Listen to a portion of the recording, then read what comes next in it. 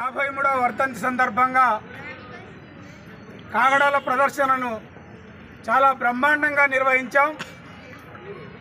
అమరత్వాన్ని చూసి చలించిపోకండి, అమరత్వాన్ని చూసి చలించిపోకండి, నెత్తురు మాత్రమే చరిత్రను కొత్త రంగుల్లో రాస్తుందన్నటువంటి మ్యాగ్జిమ్ గోర్కీ మాటలు ఈనాడు 53 సంవత్సరాల తర్వాత కూడా ఈ ఉస్మానియా నడిగడ్డ మీద మనకు కనబడతా ఉన్నది.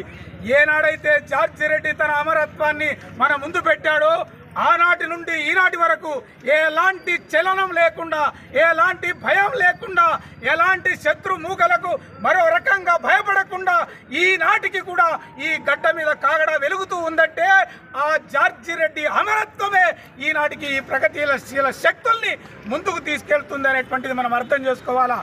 ఏనాడైతే ఈ భూస్వామ్య భావజాలానికి వ్యతిరేకంగా, మత విద్వేషాలకు వ్యతిరేకంగా, మతోన్మాదానికి వ్యతిరేకంగా, స్త్రీల పట్ల అణిచివేతకు వ్యతిరేకంగా, అశాస్త్రీయ భావాలకు వ్యతిరేకంగా తన ప్రాణాన్ని పణంగా పెట్టి పోరాటం చేశాడో ఆ పోరాటపు విలువ, ఆనాడుండేటటువంటి సామాజిక విప్లవ విలువ నేటికి కూడా కొనసాగుతుంది అనటానికి ఇదే తార్కాణం అనేటువంటిది మనం ఈరోజు అర్థం చేసుకోవాల్సిన అవసరం ఉన్నది.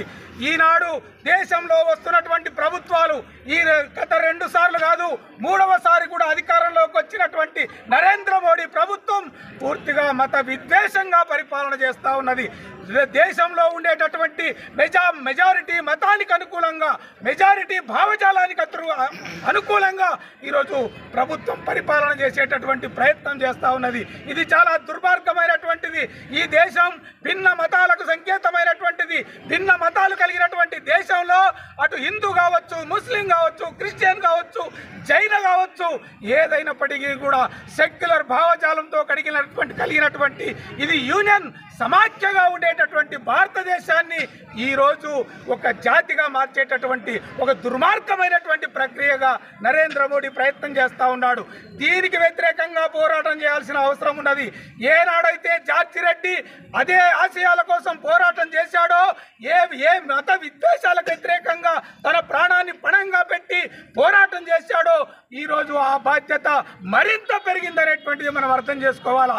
చరిత్ర ముందుకెళ్ళాలి, కానీ ఈనాడు వస్తున్నటువంటి భారతీయ జనతా పార్టీ ప్రభుత్వం కావచ్చు, దానికి అనుకూలంగా ఉండేటటువంటి పార్టీలు కావచ్చు, ఇవన్నీ కూడా ఈ మత విద్వేషాన్ని పెంచుతూ ఉన్నాయి. నిన్నటికి నిన్న వక్ఫ్ సవరణ బిల్లులు చేశారు. అక్కడ మనకు కాశ్మీర్లో 370 ఆర్టికల్ రద్దు చేశారు. దేశంలో ప్రతి విషయాన్ని కూడా, ప్రతి అంశాన్ని కూడా మత కోణంలో చూసేటటువంటి, మత దృక్పథంలో కొనసాగించేటటువంటి, మత విద్వేషాన్ని రెచ్చగొట్టేటటువంటి, దేశాన్ని అనేక ముక్కలుగా చేసేటటువంటి ఒక ప్రయత్నం ఈరోజు నరేంద్ర మోడీ చేస్తూ ఉన్నాడు. అంతేకాకుండా ఉత్తర భారతదేశం, దక్షిణ భారతదేశం అనేటువంటి పద్ధతుల్లో ఈరోజు డీలిమిటేషన్ పేరు మీద ఉత్తరాదిలో ఉండేటటువంటి తన రాష్ట్రాలకు తన ఆధిపత్యం కలిగినటువంటి ఆ యొక్క రాష్ట్రాల యొక్క సీట్లను పెంచుకోవడానికి ఈరోజు డీలిమిటేషన్ పేరు మీద మనల్ని తగ్గించడానికి, దక్షిణాదిని తగ్గించడానికి ఒక ప్రయత్నం చేస్తూ ఉన్నాడు. ఇవన్నీ కూడా విద్యార్థులుగా ఈరోజు మనం అర్థం చేసుకోవాల్సిన అవసరం ఉన్నది. ఈ రాజకీయాలను అర్థం చేసుకోవాల్సిన అవసరం ఉన్నది.